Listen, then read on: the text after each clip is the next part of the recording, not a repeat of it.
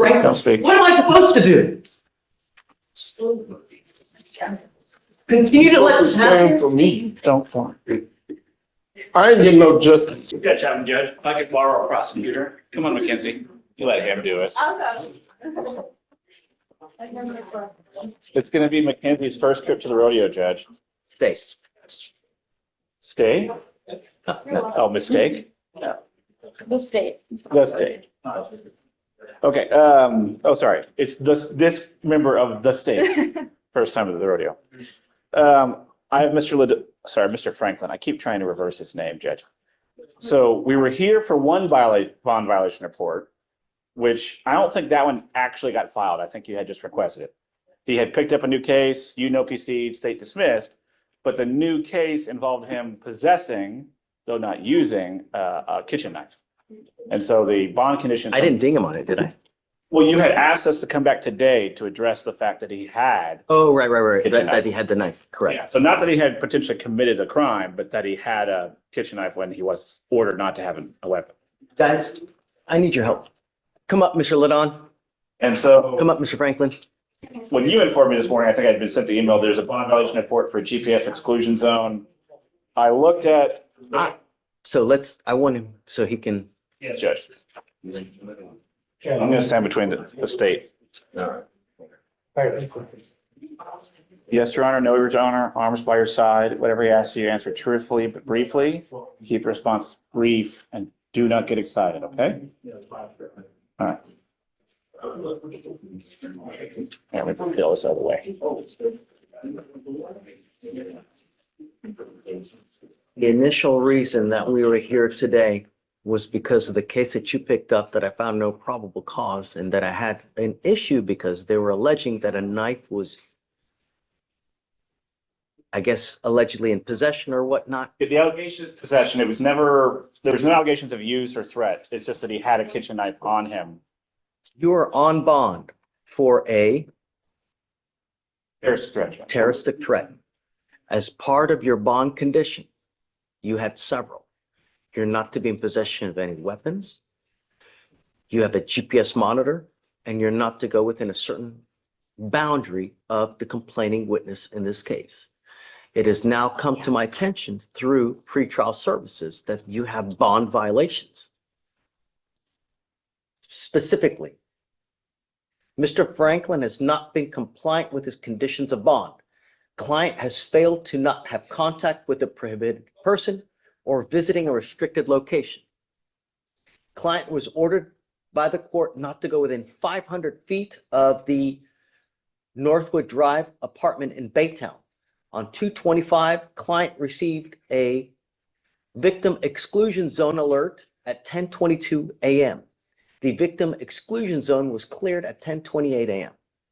In fact, what I've been told by pretrial. 14 violations in 6 minutes. Either Franklin's GPS is glitching, or he's playing hopscotch in the exclusion zone. But here's the legal grenade. The state admits no one complained. So is this tech doing its job, or setting him up? Sound off in the comments. Tech evidence, yay or nay? Is that we have 1, 2, 3, 4, 5, 6, 7, 8, 9, 10, 11, 12, 13, 14, 15 instant. If I can interject, Judge, I think that's all in a 6-minute window. So I think he crossed into the exclusion zone at 10:22 and out at 10:28. And so I could proffer to the court what was given to me from pretrial. Not that I'm admitting. Judge has a copy. Then never mind. I get it. In no way admitting that this would be admissible. And looking at what pretrial provided, it looks like he walked about 1,000, maybe 1,500 feet in about a 6-minute window through the exclusion zone. And while it says contact, there's no alleged contact with any person. It's just, I know, but it's the way it's written. How do we know? Well, no one has complained to the state. And so it looks like he walked through an exclusion zone, which is, speaking with pretrial, is actually larger than it normally is. I think it's at 500 Is it I 500 feet? put at 500 feet because I didn't want him to go anywhere near the complaining witness in this case. Yes, Judge. This is the same complaining witness that we have the last case that I know PC'd. No, the two are unrelated. They are different complainants, but. Yes. And so the terroristic threat was, they're both strangers. The terroristic threat is, the allegation is that my client asked to bum a cigarette, got in an argument when he was denied. And then the newer case with no PC was that some random person's window was broken and somehow my client got charged with it when no one saw or had any evidence to believe that he had done it.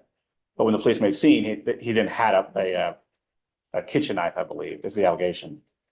I will say that the new case, it was no PC, but there's also no evidence. There's no offense report, there's no videos, because it's a week old. It's because they didn't go get anything because I know PC'd it. Well, that's part of it. It's also Daytown, and Daytown. But the problem is that we continue to have issues with Mr. Franklin.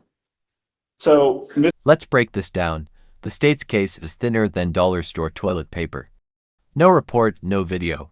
Just he had a knife. Meanwhile, Franklin's lawyer is spitting fire pointing out Baytown's rep for shaky charges. Is this lazy policing, or is there more we're not seeing? Mr. Franklin is going to have issues on bond or not, Your Honor. His mental illness is quite severe. He's received hospitalizations in the past. His orange sheet is right at a page, if not over. And so the system is aware.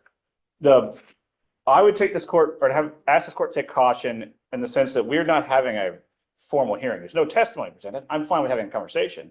But if the court should wish to revoke We're his bond. having a hearing right now. Well, then nothing has been admitted because there was no admissible evidence. I'll find to discuss with the court what has been alleged, but there is no admissible evidence of either location or possession because nobody has testified to either. And I don't think the pretrial services officer in this room would have the ability to testify how a GPS device works. Not to be mean to her, but it's not her job. And so she's not going to have any knowledge of the firsthand knowledge of the device. We continue to have issues with Mr. Franklin, and I'm tired of it. I'm And- not dealing with this anymore. I only have one way to fix this. So I've spoken with the state, particularly the chief. We're leaning towards reaching a resolution on a mental health diversion, Judge. It's not 100% that we're there, but it sounds like we're going to do it where we send him for an evaluation. So I'm going to file a competency evaluation just in case.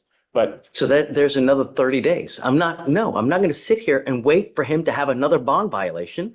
No, because he's doing whatever he wants to do, because that's what's happening here. yes, Judge, and if you'd like to revoke his bond, which I can understand the court's position, I would just ask that we have a formal hearing with testimony where the rules of evidence would apply, which statutorily they would apply to any revocation of bond. I'm still going to take him into custody. I find that he's a danger to our community. He's continuing to just. Mr. Franklin, Don't speak. what am I supposed to do? Continue to let this Stand happen? for me. Don't form. I ain't getting no justice. I found no PC on your case last time. The judge is done. Franklin's mental health is front and center, but the system's response. Custody, not care. And that's the real tragedy here. Should we be revoking bonds or fixing the cracks people like Franklin fall through? This is where the justice system needs your voice. Ain't nothing to nobody. All I'm asking you to do is stay away from this place. What I'm supposed to do? I'm trying to take care of my nieces and nephews, running back and forth to the If you- store and stuff.